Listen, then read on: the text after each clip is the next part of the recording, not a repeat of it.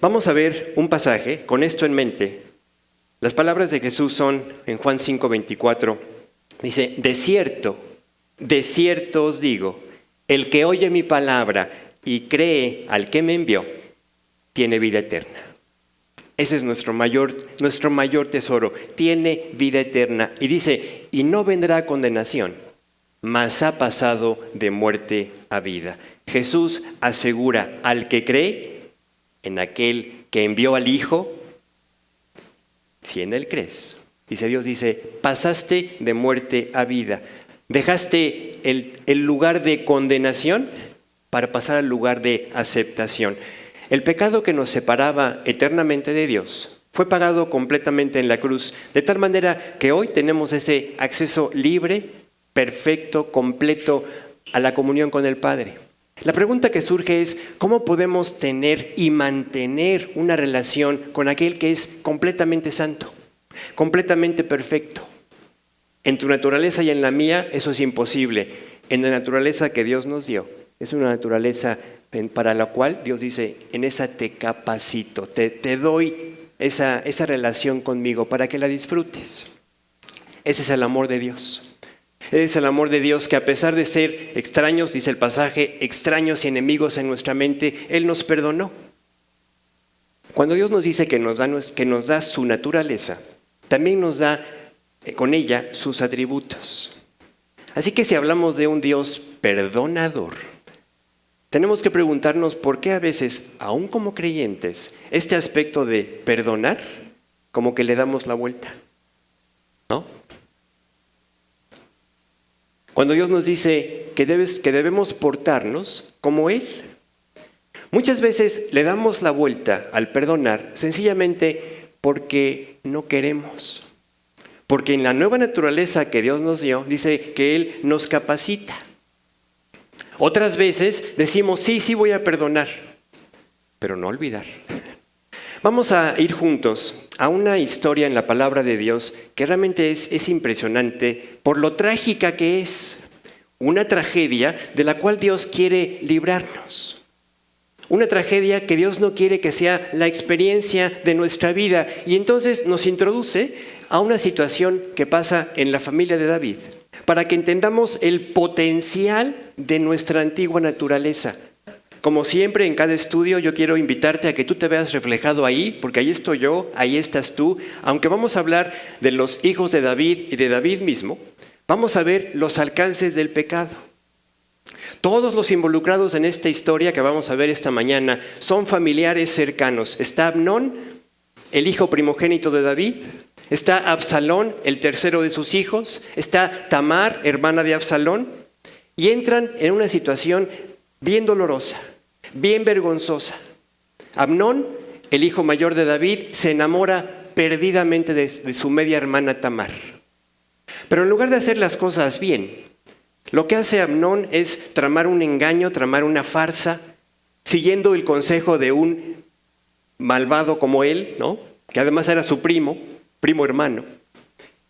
Y en esta farsa, él deshonra a su hermana Tamar. Y después, peor, después de deshonrarla, dice la Biblia, que la desprecia, la corre de su casa. Dice el pasaje que tan grande como era su amor, le hace deseo, porque eso no es amor, ¿no? Tan grande como era su deseo por esta muchacha, después de que la tuvo, dice, la despreció. De tal manera que su odio fue más grande del amor que le había tenido. Todo esto llega al conocimiento de David. David se entera, pero ¿sabes qué pasó? No pasó nada. No se tomó ninguna acción correctiva disciplinaria. Absalón, por su parte, tampoco habló nada malo ni bueno, dice el pasaje, con su hermano. Vamos a leer 2 de Samuel 13, 21 y 22. Dice, y luego que el rey David oyó todo esto, se enojó mucho. Esa es la clásica reacción humana. Me entero de algo que no me gusta y me enojo. Pero el enojo no soluciona las cosas. El enojo no arregla las cosas.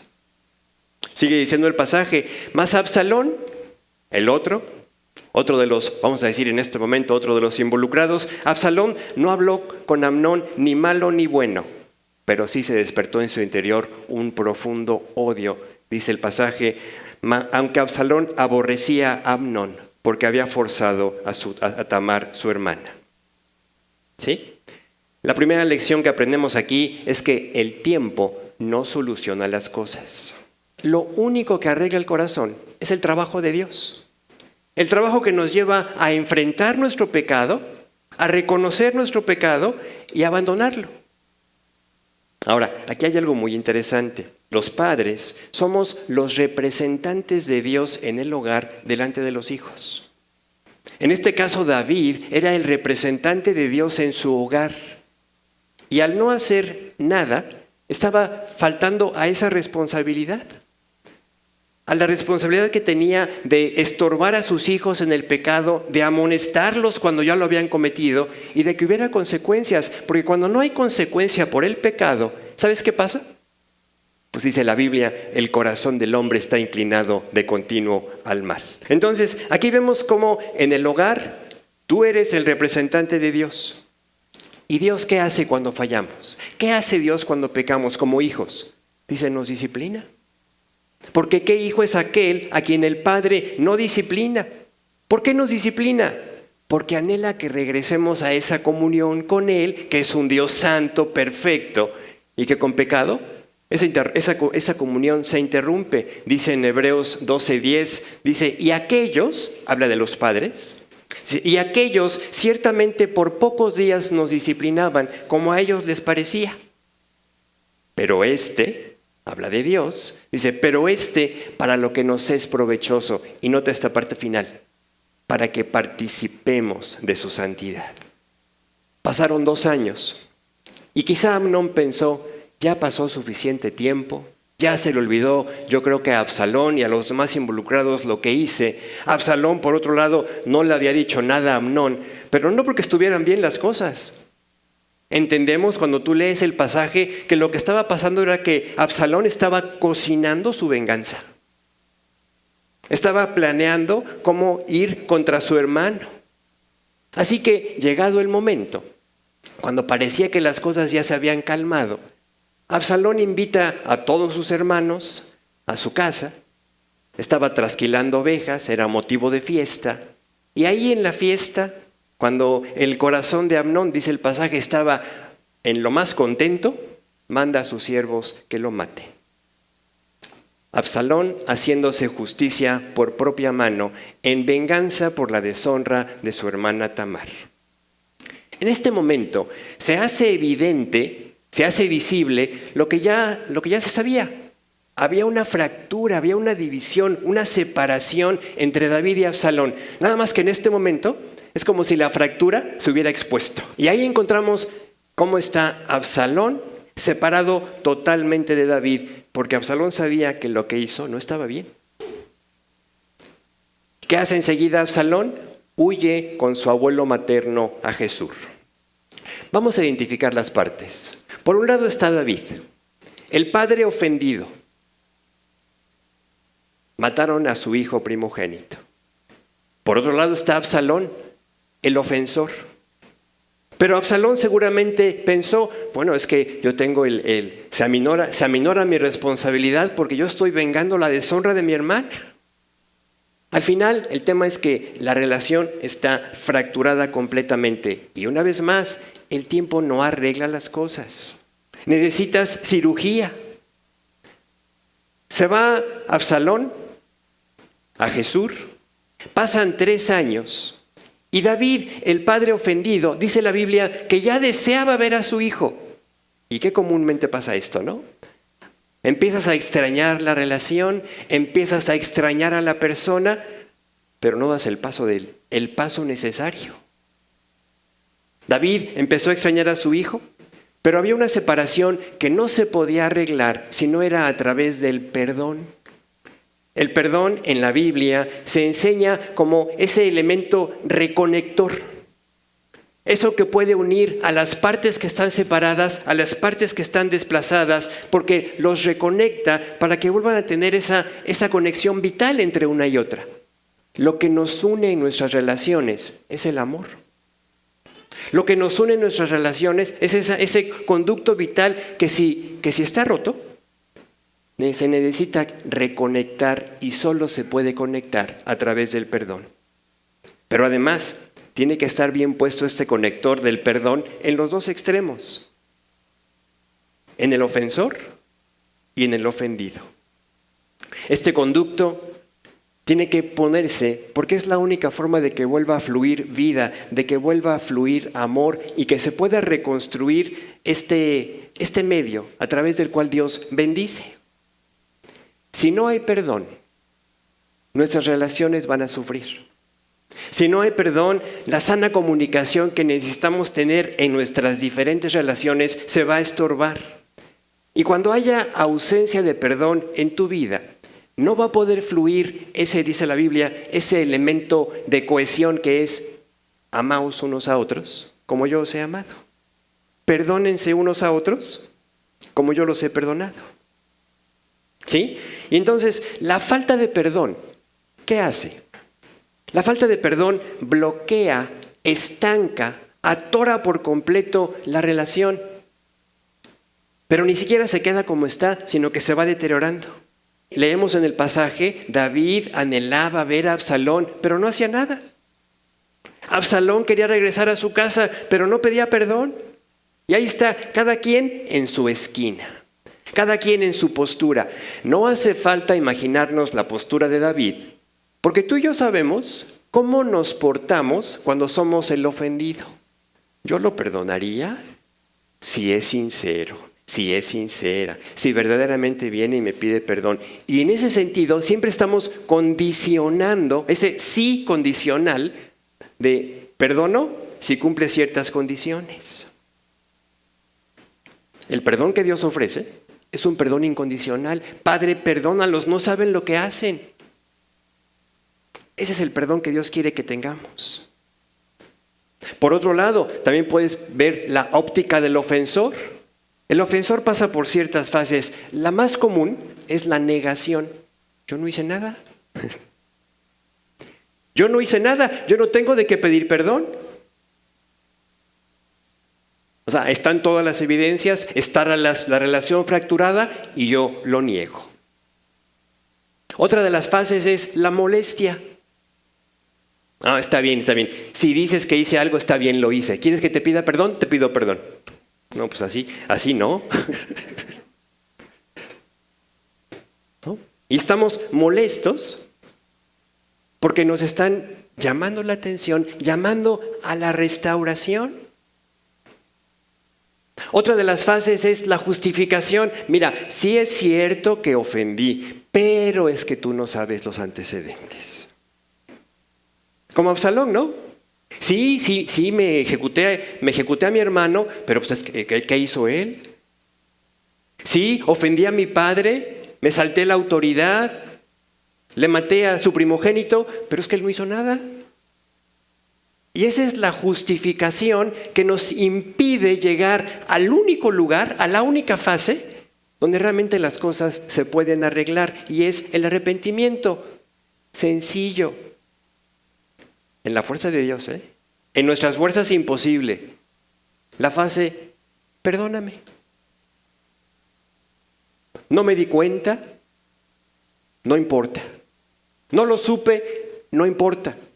Hoy lo sé. Hoy perdóname, porque me doy cuenta que mis acciones, mis palabras, mi conducta, lo que sea, te ofendió, te molestó, te hizo sentir mal. Esa es la única fase en la cual realmente se conecta el perdón y en la cual Dios puede bendecir. Darle vuelta al perdón es darle vuelta a la única solución que Dios pone a nuestro alcance. Pero ¿qué vemos aquí? David, el ofendido, en su razonamiento él pensó, si me pide perdón, lo perdono. Absalón, el ofensor, en su razonamiento dice, no, pues yo no soy el único culpable aquí. Y entonces vemos que nadie quiere dar el primer paso. Dice en 2 de Samuel 13:39, dice, y el rey David deseaba ver a Absalón, pues ya se había consolado acerca de Amnón que había muerto. Qué impresionante. que no captamos lo que Dios nos dice, esta es la puerta, esta es la salida. ¿Qué tenía que haber hecho David? ¿Ofrecer el perdón? ¿Sin condiciones? Y cuando te digo ofrecer el perdón, no vayas a pensar que estamos justificando lo que hizo Absalón. En ningún momento estamos justificando lo que hizo Absalón. Lo que hizo Absalón es totalmente condenable. Pero para que la relación se pueda restaurar, primero hay que ofrecer el perdón. Pero David dijo, no, ¿cómo voy a hacer esto? ¿Cómo quedo yo si yo soy el ofendido? Y si te voltearas con el ofensor y le dijeras, oye, ¿y por qué no vas tú y pides perdón? No, porque si pido perdón va a pasar como que yo soy el único responsable y esto no es así. Y si hoy pido perdón por esta, me la van a volver a hacer. ¿A poco no pensamos así? Dice, conociendo Joab, hijo de Sarvia, que el corazón del rey se inclinaba por Absalón, envió Joab a Tecoa y tomó de allá una mujer astuta y le dijo, yo te ruego que finjas estar de duelo y te vistas ropa de luto y no te unjas con óleo, sino preséntate como una mujer que desde hace mucho tiempo está de duelo por algún muerto. Y entrarás al rey y le hablarás de esta manera. Y puso Joab las palabras en su boca. Joab conoce muy bien a David. Joab sabe que David no lo quieres tener por enemigo, que como enemigo es un enemigo formidable, que no te quieres enfrentar a él, así que Absalón astutamente dice, a ver, yo le voy a encargar ese trabajito a alguien que se presente delante de David y lo ponga a pensar en la situación en la que está. Y entonces llega esta mujer y esta mujer le dice, David, rey, señor mío, necesito ayuda. Me quedé sin un hijo porque salieron mis 2 hijos al campo, pelearon, no hubo quien los separara y uno mató al otro. Uno ya murió y la justicia me demanda la vida del otro y me voy a quedar sin los 2 hijos. David la escucha, se compadece de ella, siente empatía por ella y le dice a la mujer, no te preocupes, yo voy a dar orden de que nadie te moleste más. Y entonces surge la pregunta lógica y le dice al rey, rey, no te entiendo. ¿Cómo puedes estar interesado en una persona que ni conoces? ¿Cómo puedes tener misericordia de mi hijo del cual no sabes nada? Y no haces volver a tu propio hijo, al desterrado. Y aquí tenemos otra lección. La palabra de Dios es un espejo impresionante de nuestra propia vida. ¿Y cuántas veces no hemos visto esto en nuestra experiencia? Que podemos ser más laxos, más condescendientes con las relaciones que no son tan importantes en nuestra vida y a las más cercanas, a las más valiosas, a las que Dios te dice, cuídalas todavía más. Somos duros, inflexibles, implacables, ¿no? Sacamos la justicia total. Y Dios dice, ¿por qué hacemos esto? Dios nos invita a amar y a perdonar.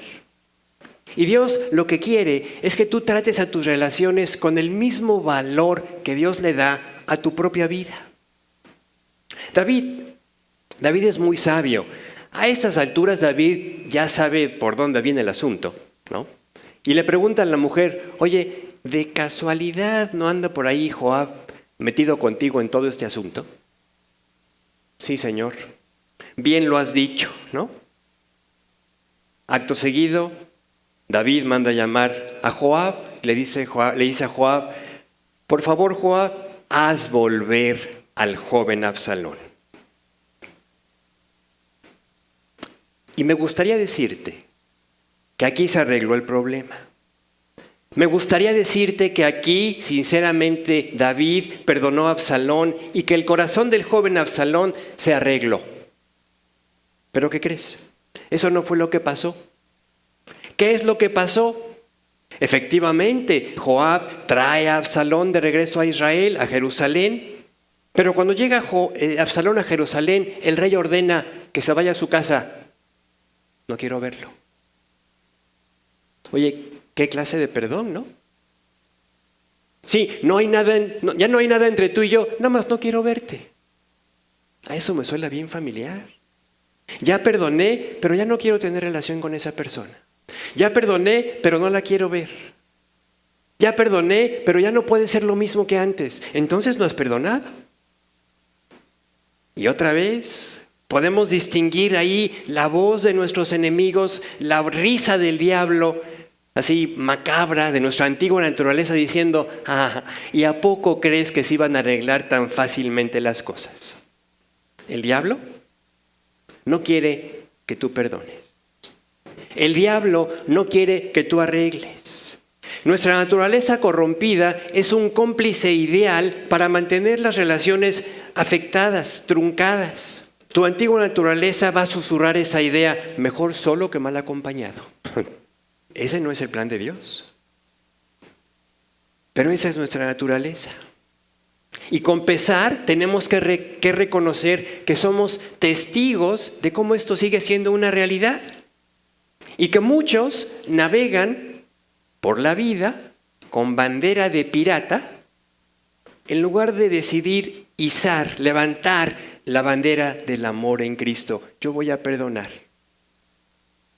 Yo voy a dar el primer paso. 3 años estuvo Absalón en Gerar.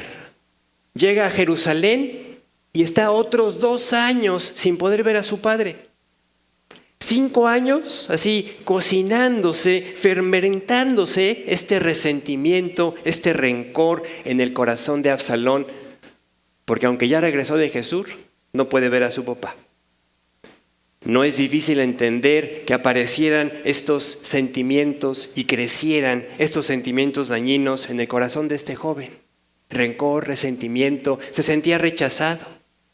Un joven al que su papá no lo quería ver. Cuando los hijos se sienten rechazados, produce una ruptura en el corazón, una herida en el corazón tan grande, que los hijos realmente no pueden sobreponerse de esto si no es por el poder de Dios, por la gracia de Dios.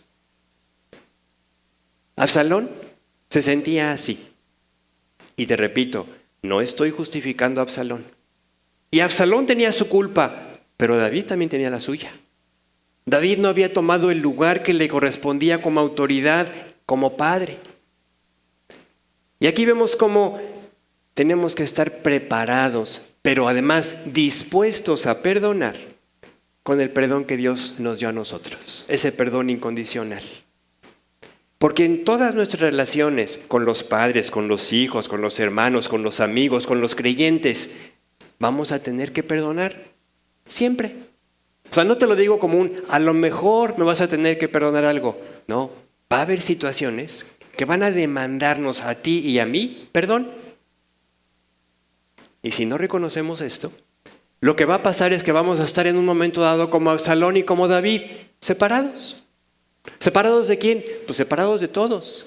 Porque no vas a querer ni ver al espejo, ¿no? Porque te vas a pelear con el espejo. De veras, no es broma. Aquí la lección para nosotros es darnos cuenta que la Biblia nos habla de nosotros. Aquí ya pasaron 5 años. Absalón no ha visto a su papá. Y Absalón se pregunta, ¿para qué me hicieron volver? ¿Para qué regreso a Jerusalén si de todas maneras no puedo ver a mi papá? Entonces Absalón busca a Joab. Busca a Joab y Joab no le hace caso. Lo vuelve a buscar y otra vez Joab está muy ocupado, no le hace caso. Entonces manda a prender los campos de cebada de Joab. ¿Y qué crees? Entonces enseguida aparece Joab. Y ahí es otra lección para nosotros. Podemos estar más preocupados por el aspecto material que por el aspecto espiritual, moral de la familia. La familia se estaba derrumbando, la familia se estaba quemando y a Joab lo que le interesa es, se quemaron mis campos, se quemó mi negocio, se quemó mi provisión. Es una llamada de atención también para nosotros. El corazón del hombre no ha cambiado. El corazón del hombre solo cambia por el poder de Dios. Solo Dios puede mantener en orden nuestras convicciones. Quiero que recuerdes que Joab era hijo de Sarbia. ¿Quién era Sarbia? Sarbia era una hermana de David. O sea que Joab también es primo de Absalón. Qué bonita familia. Pero igual que la nuestra, ¿eh? O sea, no es para señalarla. O sea, esa es nuestra naturaleza. Esa es mi familia y la tuya. Claramente en este momento vemos a un Joab para el cual es más importante el dinero que la familia. Qué importante para nosotros es ver cómo solo Dios puede mantener nuestras prioridades en el lugar correcto. Que Dios nos guarde de poner cualquier otra cosa en el orden que no debe ser. Acuérdate, el orden que Dios bendice es primero mi relación con Dios, después mi relación familiar y después la forma en la que Dios ha planeado que yo encuentre mi sustento, mi beneficio o mi prosperidad material. Yo he visto al diablo atacar a mi familia, quererme separar de ella. He visto al diablo también atacar mis relaciones en la familia de Dios, porque el diablo no ha cambiado. Depende de uno dejarlo salirse con la suya. El diablo no va a cambiar su estrategia. El diablo sabe que si nos separa de nuestra relación con Dios, que si nos separa de nuestra relación con los que aman a Dios, nos deja desprotegidos. ¿Quiénes son los que oran por nosotros? Nuestros amigos en Cristo, nuestra familia en Cristo. Si nos separa de la familia de Dios, nos deja desprotegidos, nos deja a merced de nuestra naturaleza que es destructiva.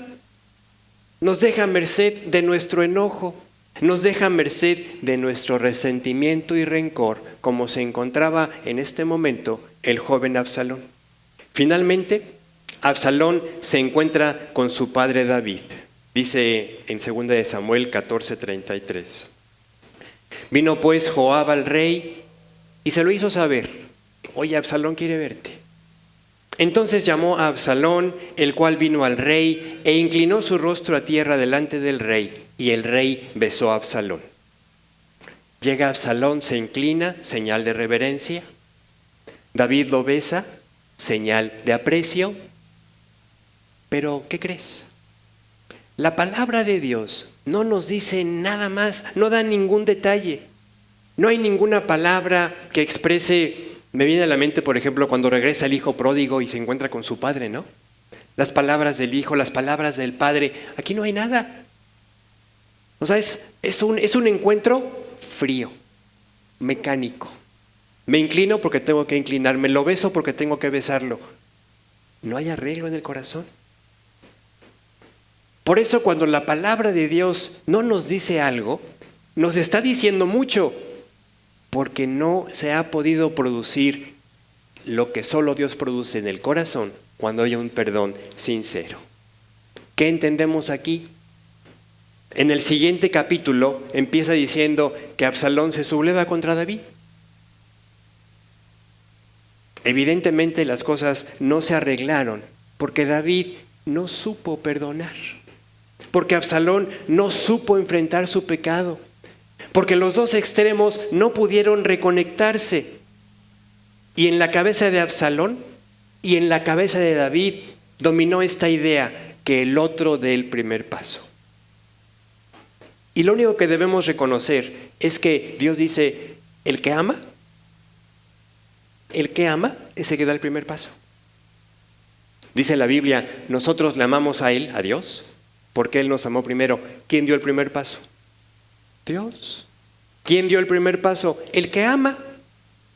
Si tú dices, yo he perdonado, pero la relación no se ha restaurado, yo te invito a que medites en esta enseñanza y que te des cuenta que el perdón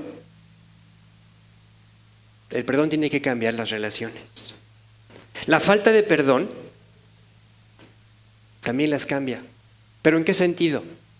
Dice la Biblia, las mata, las destruye. las separa cada vez más. Y por eso empezamos esta meditación diciendo, en Dios tenemos la victoria sobre el pecado. Porque solamente Dios nos puede llevar a ofrecer ese perdón incondicional, unilateral, donde no importa si te ofendieron, tú ofreces el perdón. Como pasó con nosotros. Dios me perdonó mucho antes de que yo tuviera la convicción de ir con Él y decirle, Dios, acepto lo que tú me diste. Y sin duda también fue tu caso. Pero Él te lo ofreció porque te ama. En Dios podemos tener esta victoria. Lo peor que tú puedes hacer es quedarte como estás. Porque si algo aprendemos en estas lecciones de la palabra de Dios es que, el tiempo no arregla nada. El tiempo solo empeora la situación. Otra cosa que no debes hacer es pensar que ya no puedes hacer nada, que ya lo echado a perder está. No, la palabra de Dios nos enseña que cuando vamos a Él con sinceridad, Él sí puede hacer muchas cosas. Él sí puede hacer milagros. Yo te invito a que tú pongas tu vida en las manos de Dios y le digas a Dios, yo no puedo. Y muchas veces hay que decirle con sinceridad, Dios, y a veces ni quiero. Yo a veces he llegado con Dios y le digo así, Dios, tú sabes que yo no quiero hacer esto, pero sé que es lo que tú me pides. Y es cuando Dios te da la fuerza, te da la victoria para hacer lo que es correcto, lo que agrada a Dios, aunque no sea lo que tú quieres. Esa es la actitud que Dios bendice. Hoy yo te invito a que también seas el que ofrezca el perdón. Pero esto, insisto, solo lo puedes hacer en Cristo. Si hoy tú no estás seguro, segura de tu relación con Dios, primero pídele a Dios que Él te perdone. Primero pídele a Dios que haga efectivo para ti mismo este perdón que Él ya te ofreció, pero que hasta que no se conecte en estos dos extremos que platicamos en esta lección, no podrá ser efectivo para ti.